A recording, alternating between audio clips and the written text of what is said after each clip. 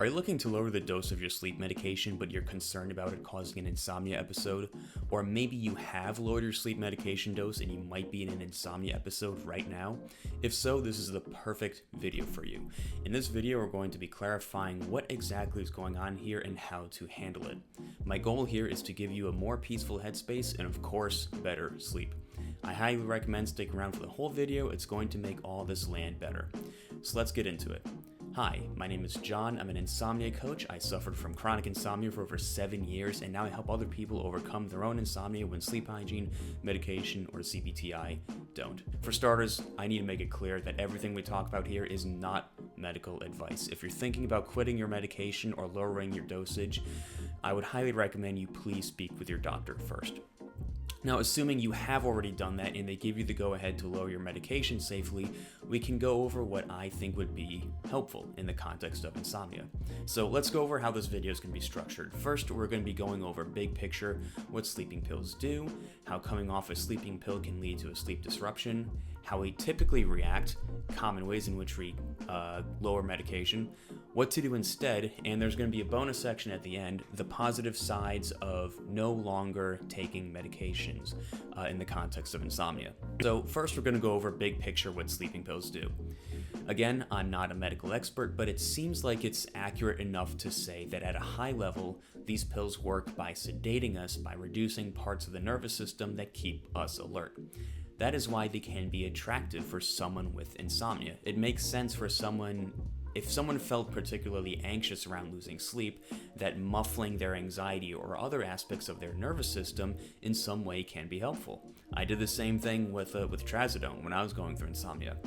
If you have insomnia, it's very common to have this belief that your natural ability to fall asleep is compromised in some way, and therefore you need to compensate for it. Or a lot of people going through insomnia who are already familiar with my content or similar videos, they get the sense that if fear or anxiety over not sleeping is the issue here, then we can use these tools, sleep medications, to blunt down these feelings and sort of force the nervous system to calm down.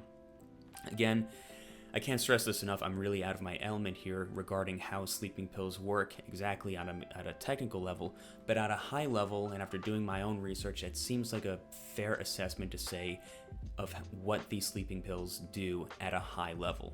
Coming off of sleeping pills, it's common for them to lead to a sleep disruption. This is true whether or not someone is suffering from chronic insomnia. So even if you only took them for several weeks and then stopped taking them, it makes sense for our bodies to have some difficulty sleeping because our system came to be dependent on them in some way. This is often called withdrawal as our bodies start to recalibrate without this medication. Now, realistically, again, I'm talking out of my element here, but it seems as though this rebound insomnia, as it's called, while it does depend on the drug that's being used and how long you've been taking it for and your exact situation, it seems fair to say that it doesn't last for a super long time. This is a rough rule of thumb, but it seems like the most fitting timeline here for this withdrawal is in the range of maybe days or a few weeks, typically speaking. Now, most people going through insomnia are hyper aware of this knowledge, and it's quite scary for them. Like I said, if they've been watching my videos for some time, they still have this sense that something might be broken with their body. So they think, well, my sleep system is already weak enough as it is, so I can't stand for it to be weaker, and I certainly can't afford for even worse sleep for weeks, months, or years. And even then, what if I'm an outlier and my system needs much, much longer to correct it? That's a very nerve-wracking thing. And by the way, I'm not trying to imply that that thought process is accurate, but that is the fear that a lot of people have. I totally get it. I had the same exact concerns as well. I took trazodone for, I think, a year and a half or 2 years, and when I started coming off of it, it was quite scary every single time I took less and less of it. However, what I can say is that these concerns were very commonplace for people who have left the insomnia struggle behind for good.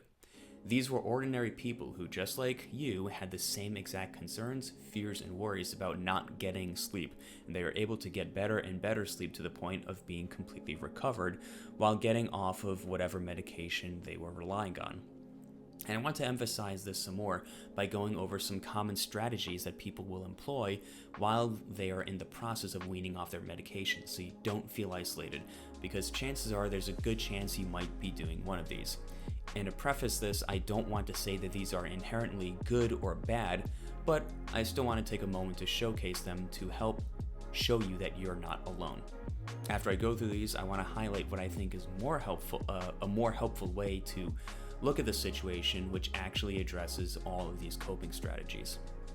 So coping strategy number 1, I'm going to wait until my life is stable before I attempt to wean off of medication. Since people know that they might experience some loss of sleep, they decide to wait and hold off until their life is totally settled.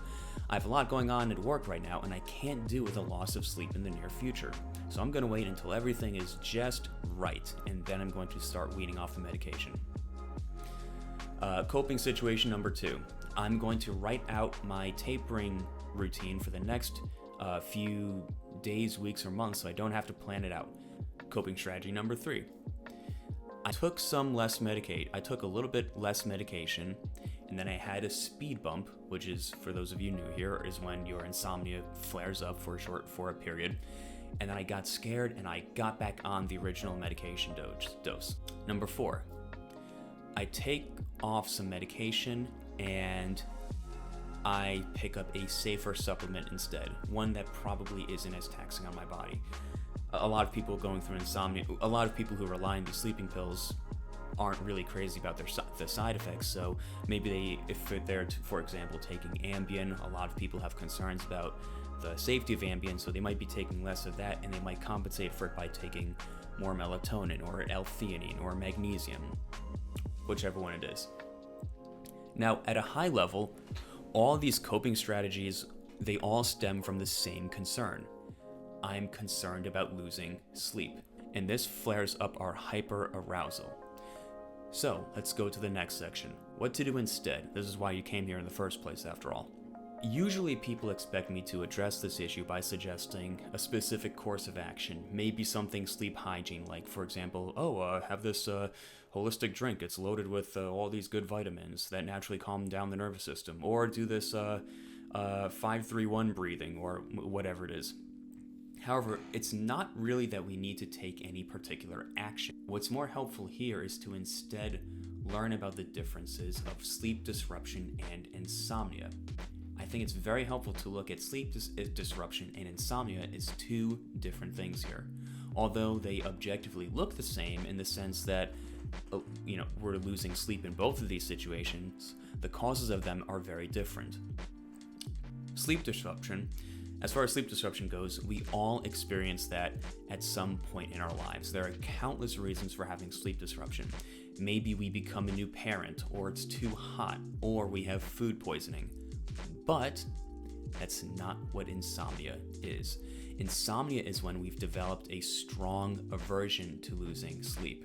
Usually it's kickstarted by having a sleep disruption episode. So let's say that our sleep is disrupted from travel, and we're not able to get sleep for a few nights, and we start to pay more and more attention to it. We give it more and more of a negative label.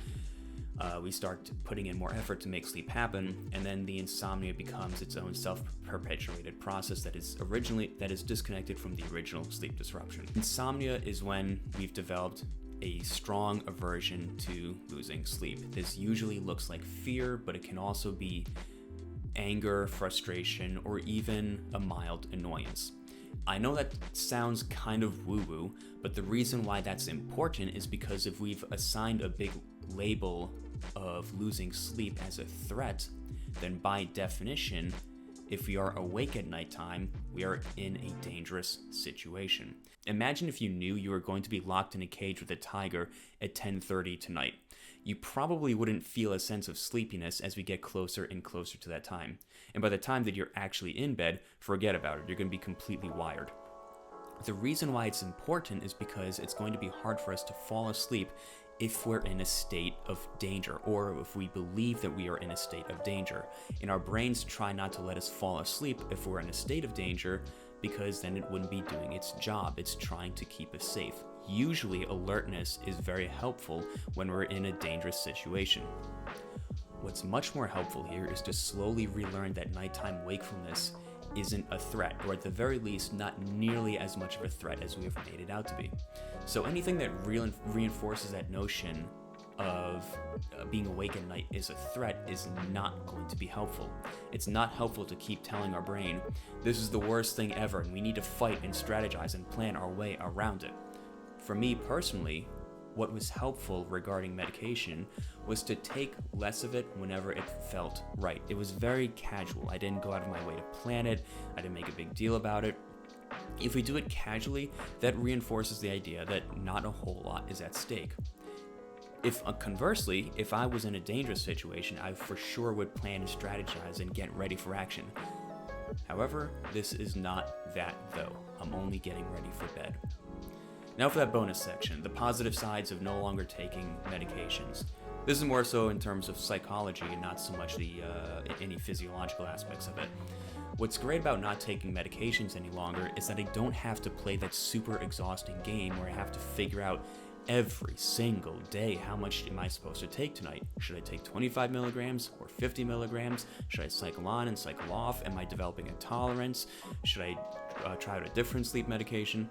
It's really exhausting to have to do that every day and keep some sort of internal chart to figure out what conditions made good sleep happen, because really it's not the most accurate thing to begin with, and again, the whole process of doing that is not the most helpful thing.